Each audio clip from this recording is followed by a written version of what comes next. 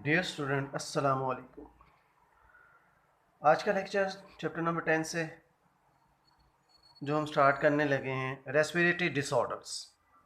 उससे पहले हम सारा रेस्पिरेटरी सिस्टम ऑलरेडी स्टडी कर चुके हैं, उसके मुख्तलिफ पार्ट्स को हमने देखा है। अब हमने ये देखना है कि इनमें डिसऑर्डर्स या ख़राबियाँ कैसे पैदा होती हैं। उसकी पाकिस्तान के अंदर ख़ास तौर पर एक बहुत बड़ी वजह जो है वो हवा के अंदर एयर पोल्यूटेंट्स की कंसनट्रेशन का ज़्यादा होना है। उसकी वजह से हमारे मुख्तलिफ पार्ट जो रेस्पिरेटरी सिस्टम के हैं वो मुतासर होते हैं। उसमें पहले हम सबसे पहले ये देखते हैं कि वो जो डिसऑर्डर्स हैं वो कौन कौन से हैं। नंबर वन इसमें जैसा कि मैंने यहाँ पॉइंट आउट किया हुआ है bronchitis, number two emphysema, number three नमूनिया, number four asthma, number five lung cancer. ये मुख्तलिफ़ किस्म की बीमारियाँ हैं जो हमारे रेस्पिरेटरी सिस्टम के मुख्तलिफ ऑर्गन को मुतासर करती हैं, जिसकी वजह से ये प्रॉब्लम हमें फेस करना पड़ती हैं। उसके बाद हम वन बाय वन डिस्कस करेंगे। उसमें पहली जो बीमारी आती है या डिसऑर्डर आता है ब्रोंकाइटिस। ब्रोंकाइटिस चाहे एम्फीसीमा चाहे दूसरी बीमारियां हैं, उनको डिस्कस करने से पहले हम कुछ इंपॉर्टेंट पॉइंट्स देखते हैं जो जिनको हम सबके ऊपर अप्लाई करेंगे। उसमें पहले अगर हम देखें ब्रोंकाइटिस के हवाले से हम देखते हैं तो उसमें पहला ये पॉइंट मैंने लिखा है व्हाट इज़ ब्रोंकाइटिस, यानी हम ब्रोंकाइटिस के मुतालिक बताएंगे ये क्या है, क्यों है, कब होती है। तो उसमें अगर हम लफ्ज़ पर गौर करें तो पहला लफ्ज़ हमारे पास ब्रोन का आता है। इससे हमारे जहन में जो हमने पीछे स्ट्रक्चर को स्टडी किया है उसके मुताबिक ब्रोंकाई और ब्रोंकियोल्स उनके अंदर प्रॉब्लम आती है। और दूसरा लफ्ज़ अगर हम गौर करें तो यहाँ पर आइटस, यहाँ मैंने उसके मीनिंग लिखे हैं। आइटस मीन इन्फ्लेमेशन, उसके अंदर सूजन हो जाना, उसका सूज जाना। अब उसमें हमने कहा कि inflammation of bronchioles and bronchi, उनके अंदर अगर इन्फ्लेमेशन हो जाती है और उनका सुराख तंग हो जाता है तो सांस लेने में प्रॉब्लम होती है। तो ये पहला पॉइंट हमारा हो जाता है व्हाट इज ब्रोंकाइटिस। दूसरा अगर हम पॉइंट देखते हैं काजेस, उसकी वजूहात क्या हैं। ठीक है, अब इसके साथ साथ मैं बुक से आपको बता देता हूँ कि अगर हम पहला पॉइंट लेते हैं व्हाट इज़ ब्रोंकाइटिस, ब्रोंकाइटिस के मुतालिक अगर हम बताते हैं तो उसमें सबसे पहले हमारे पास क्या चीज़ आ जाती है, bronchitis is the inflammation of bronchi और ब्रोंकियोल्स। उसमें एक्सेसिव सेक्रीशंस की वजह से म्यूकस ट्यूब के अंदर इकट्ठा होना शुरू हो जाता है, जिसकी वजह से उनका सुराख जो है वो तंग हो जाता है।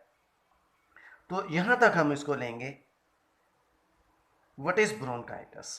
और उसके साथ ही हमारे पास काजेज आ जाते हैं। यहाँ पर ये मैं एक छोटा सा बॉक्स बना देता हूँ जिसमें लिखा हुआ कास्ट बाय। उससे पहला काज जो हमारे पास बनता है viruses, bacteria, exposure to chemical irritants जैसे कि टोबैको स्मोक, क्योंकि उसके अंदर बहुत सारे ऐसे केमिकल्स होते हैं जो इरिटेशन पैदा करते हैं। अब इसको डायग्रामेटिकली हम देख लेते हैं। यहाँ मैं डायग्राम ड्रा कर देता हूँ ताकि आपको थोड़ा सा अंदाज़ा हो जाए। ये उसका ल्यूमेन है, यह सुराख है ब्रोंकियोल और ब्रोंकाइटिस का। ठीक है, ये एक बड़ा सा सुराख है, नॉर्मल है, जिस वक्त अभी कोई प्रॉब्लम स्टार्ट नहीं हुई। ये हमारी हो गई, हम कह सकते हैं ब्रोंकियोल या ब्रोंकाइटिस, जिसमें ये सुराख के है नॉर्मल है। और उसके बाद जब इन्फ्लेमेशन हो जाती है, म्यूकस इकट्ठी होती है, तो उसके अंदर कुछ इस किस्म की शक्ल पैदा हो जाती है कि उसका जो सुराख है वो तंग हो जाता है, और तंग होने के बाद फिर सांस लेने में दुश्वारी होती है, प्रॉब्लम आती है। ये सिंपल सी मैंने एक डायग्राम आपके सामने ड्रा कर दी, तो ये ड्रा करना ज़रूरी होगा। ठीक है, तो दो पॉइंट हमने अभी तक रीड किए, व्हाट इज ब्रोंकाइटिस एंड कासिस। उसके बाद अगला स्टेप हमारे पास आता है सिम्टम्स। सिम्टम्स से मुराद क्या लेंगे, अलामात, इसकी अलामात क्या होती हैं, और फिर उसके बाद उसके हम टाइप्स देखेंगे और फिर ट्रीटमेंट। तो पहले हम देखते हैं इसके काजिस क्या हैं।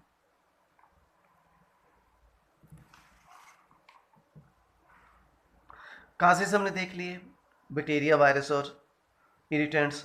अब उसके बाद पहले हम ये ले लेते हैं कि यहाँ पर उसने दिया हुआ है सिम्टम्स।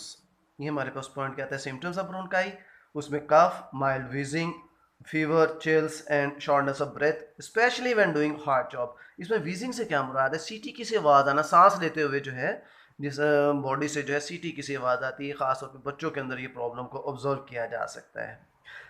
फीवर, बुखार हो जाता है, सर्दी लगती है, और फिर उसके बाद छोटे छोटे सांस आना, यानी कि नॉर्मल ब्रीथिंग ना हो पाना। ये हो गई इसकी सिम्टम्स। सिम्टम्स के बाद फिर हम इसकी टाइप्स की तरफ आते हैं। ये इसकी दो मेजर टाइप्स दी हुई हैं। उसमें नंबर 1 हमारे पास acute and chronic bronchitis. Acute bronchitis, acute में क्या होता है कि उसमें शदीद अटैक होता है, सडन अटैक होता है, और उसके बाद क्या होता है कि तकरीबन 2 हफ्तों से लेकर चंद दिनों तक ही पेशेंट जल्दी ठीक हो जाता है और उसमें कोई नुकसान नहीं हो पाता, जल्दी रिकवर हो जाता है। जबकि हम अगर क्रोनिक की बात करते हैं तो क्रोनिक ब्रोंकाइटिस जो है, इसे पुराना मर्ज कहते हैं। ये ऐसा ऐसा डेवलप होता है और फिर उसके बाद उसको ट्रीट करना भी कंपैरेटिवली मुश्किल होता है। तो उसको तकरीबन 3 मंथ से लेकर 2 ईयर्स तक लगते हैं। तो इसका मतलब ये हुआ कि यहाँ पर हमारे पास 2 MCQs आ गए। एक MCQs 2 वीक्स एक्यूट ब्रोंकाइटिस के हवाले से, और दूसरा क्रोनिक ब्रोंकाइटिस, उसमें 3 मंथ टू 2 ईयर्स। एक ये 2 MCQs हमारे पास आ जाते हैं। इसी तरह अगर हम इसमें ये जो ब्लू वर्ड्स के अंदर लिखा हुआ है, इसमें 45 ईयर्स के जो लोग होते हैं वो जल्दी मुतासिर होते हैं, तो उनको ब्रोंकाइटिस के चांसेस ज़्यादा होते हैं। ये तो हो गया हमारे पास पहली प्रॉब्लम जो हमारे पास ब्रोंकाइटिस है। एक दफ़ा फिर उसको थोड़ा सा हम समराइज ही करते हैं कि उसके मेन पॉइंट्स हमने देखने हैं, क्योंकि यही मेन पॉइंट जो है वो शॉर्ट क्वेश्चंस के तौर पर भी आ सकते हैं। मिसाल के तौर पर अगर हम देखते हैं तो व्हाट इज ब्रोंकाइटिस और काजेस के पूछे जा सकते हैं, सिम्टम्स अलहदा से आपसे पूछी जा सकती हैं। टाइप्स है तो 2, एक्यूट ब्रोंकाइटिस और क्रोनिक ब्रोंकाइटिस, और फिर उसके बाद उसकी ट्रीटमेंट में यहाँ नहीं दी हुई, लेकिन अगर हम बैक्टीरिया के हवाले से देखते हैं तो एंटीबायोटिक से उसको ट्रीट किया जा सकता है। उसके बाद जो अगली प्रॉब्लम आती है वो एम्फीसीमा। एम्फीसीमा में भी हमने उसी तरह ख्याल रखना है कि नंबर 1 व्हाट इज़ एम्फीसीमा और उसकी सिम्टम्स। ये दो बड़े हम शॉर्ट क्वेश्चंस कह सकते हैं। तो व्हाट इज़ एम्फीसीमा, उसके लिए हम पहला पैराग्राफ लेंगे।